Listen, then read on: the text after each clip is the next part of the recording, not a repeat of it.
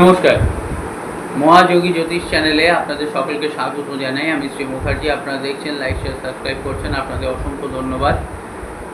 যারা এখনও করেননি তাদের কাছে অনুরোধ, সাবস্ক্রাইব করুন যাতে পরবর্তী সমস্ত ভিডিওর নোটিফিকেশান আপনারা আগেই পেয়ে যান। 18ই মে রাহু কুম্ভ রাশিতে যাচ্ছেন এবং সিংহ রাশিতে কেতু যাচ্ছেন। এর ফলে অনেকেই অনেকভাবে নিজেদের জীবনটা গঠন করবেন বা করে ফেলেছেন, কিছু সেট আপ করে ফেলেছেন যে এইভাবে ইনভেস্ট করবেন, এইভাবে অর্থ আসবে, শুনেছেন। এই নিয়ে আজকে আমার ভিডিও, যে আপনারা শুনলেই হবে না, কিছু কিছু সময় কিন্তু অনেক সময় ইন জেনারেল যে কথাগুলো হয় সেগুলো অনেকের জীবনে ঘটে এবং অনেকের ঘটে না, কারণ তাদের ব্যক্তিগত যে হরোস্কোপ, সেই হরোস্কোপটা কিন্তু ডিপেন্ড করে। দশা, অন্তর্দশা, প্রত্যন্তর্দশা দেখতে হবে, কারণ যে তিনটে রাশির এই 18ই মে রাহু কেতু ট্রানজিট করার ফলে মানে সুবর্ণ দিন শুরু হচ্ছে, সেই তিনটে রাশির জাতক জাতিকা প্রচুর আছে। তা বলে কি সমস্ত জাতক জাতিকার এই তিনটে রাশি যারা আছেন তাদের কি সবাইরই এক দিক দিয়ে সব ভালো হবে? এটা তো নয়। অনেকের ভালো হবে, অনেকের ভালো হবে না, অনেকের কিছু বেশি হবে, অনেকের হবে না, কম হবে, এরকম হবে। কেন হবে? কারণ তাদের জন্মকালীন নক্ষত্র এক নয়, গ্রহ সন্নিবেশ, গ্রহ যেখানে যেখানে বসে আছেন অনেক জায়গায় সেই গ্রহ ঠিক এক না, এবং দশা, অন্তর্দশা, প্রত্যন্তর্দশা, সূক্ষ্ম দশা, প্রাণদশা সমান কিন্তু চলে না। তো সেই জায়গা থেকে, এবং তাদের বাস্তু, প্রথম কথা কি, আমি প্রত্যেকটা ভিডিওয়ে আগেও বলেছি, এখনও বলছি যে বাস্তু কিন্তু একটা বিশাল মাত্রা, বিশাল ফ্যাক্টর। এই বাস্তুর দিকটা যদি আপনারা ঠিক করে রাখেন তাহলে দেখবেন অনেক গ্রহগত ব্যাপার ঠিক না থাকলেও কিছুটা পজিটিভ মাইলেজ আপনারা পাবেন, কিন্তু বাস্তুর জায়গাটা যদি প্রবলেম থাকে তাহলে কিন্তু সেই জায়গায় কিছুই পজিটিভ সেরকম পাওয়া যায় না, যদিও বা প্রতিকার গ্রহ নক্ষত্র ভালো থাকে। কারণ বাস্তু হচ্ছে একটা গোড়া।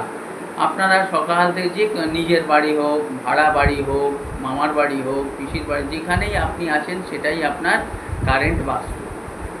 অনেকে বলেন আমার তো ওটা নিজের বাড়ি না, ওটা আমার ভাড়া বাড়ি। তা কী হয়েছে? আপনি তো সেই ঠিকানাতেই দিচ্ছেন সবাইকে, চিঠি আসছে বা আপনি কুরিয়ার আসছে বা কোথাও যদি কোনো কিছু বুক করতে যাচ্ছেন বা আপনার যে প্রমাণপত্র সেখানেও সেই ঠিকানা, তাহলে সেটাই আপনার বাস্তু।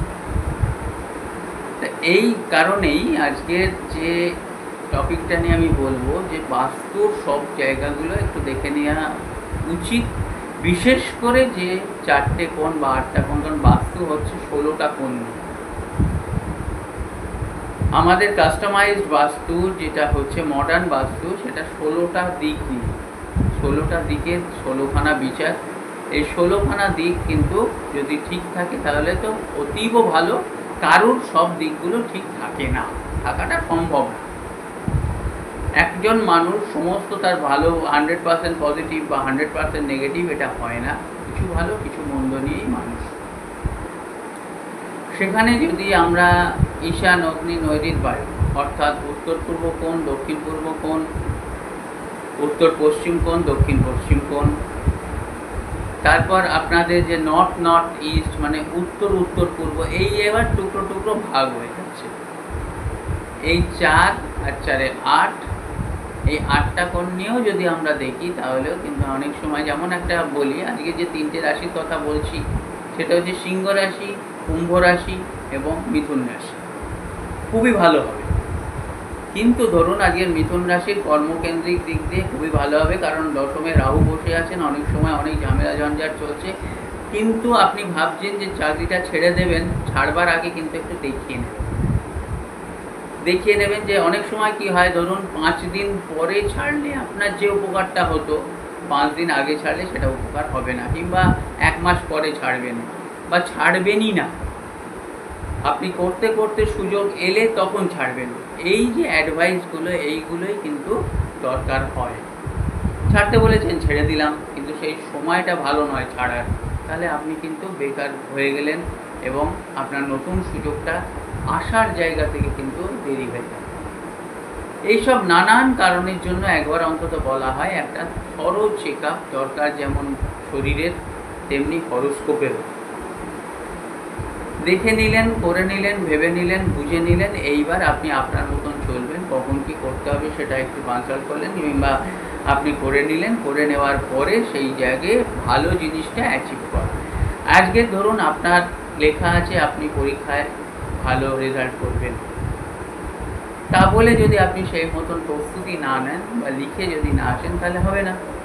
তাহলে ঠিক তেমনি আমার ভালো হবে বলে ইন জেনারেল আমি চললাম, ও ঠিক আছে, ও সব বলে, ও প্রফেশনাল, ওরা ব্যবসার জন্য দেখাতে বলে, অত কি দেখানোর আছে, ভালো হবে, হ্যাঁ ভালো হবে।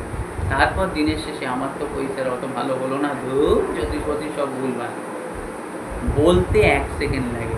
জ্যোতিষ ভুলভাল যারা কিছু মানে না তারাও কিন্তু মানে, কারণ গৃহপ্রবেশ করে। যে পণ্ডিতদের দেখে গৃহপ্রবেশ করেন, ঠাকুরমশাইকে দেখে যে পুজো করেন, তিনিও কিন্তু পাঁজিটা দেখেন। ওই পাঁজিটাই, পঞ্জিকাটাই কিন্তু জ্যোতিষের লেখা। তাহলে সেটাও তো মানছেন। বিয়ে দিচ্ছেন, একটু পাঁজিটা দেখছেন, সেটাও তো মানছেন। তাহলে সেই জায়গা থেকে আমরা কিন্তু গ্রহ নক্ষত্র ছাড়া চলি না, বা চলতে পারি না, বা চলা উচিত না, বা সম্ভব। সেখান থেকে আপনারা 3টে যে রাশি বললাম, বাকি সমস্ত রাশিরই একাধিক ভালো। কারণ মেষ রাশির ধরুন একাদশে রাহু, তৃতীয় বৃহস্পতি।